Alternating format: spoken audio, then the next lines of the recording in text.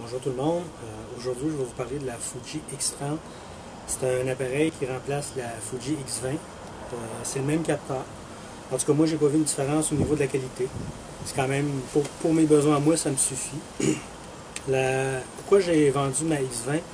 C'était un viseur qui était optique et les batteries qui étaient assez énergivores.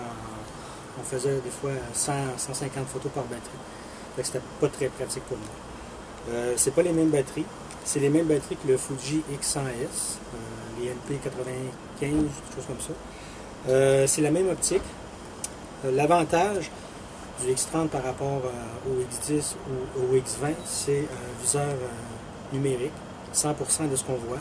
Très clair, très précis.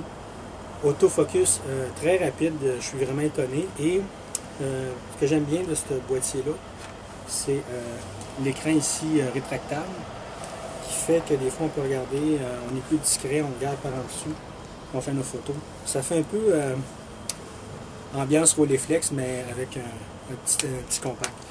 J'aime bien aussi l'ergonomie, elle est plus grosse que le Fuji X20. L'enregistrement aussi, moi je filme pas beaucoup nécessairement avec ça, les appareils photo. Mais l'enregistrement aussi, on peut l'avoir à plusieurs formats d'images, 24 images, 60 images. Mais c'est pas quelque chose que je me sers beaucoup.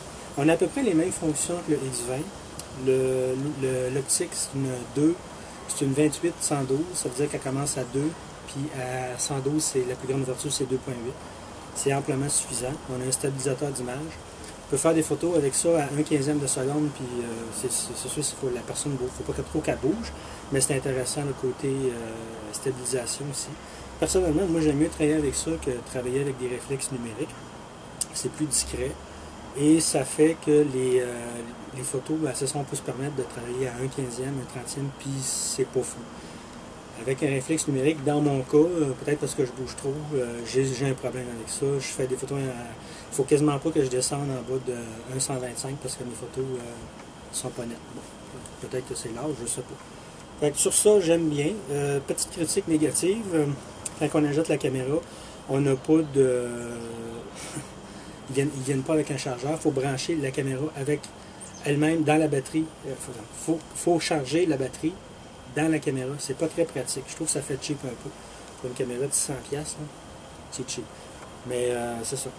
Bonne photo.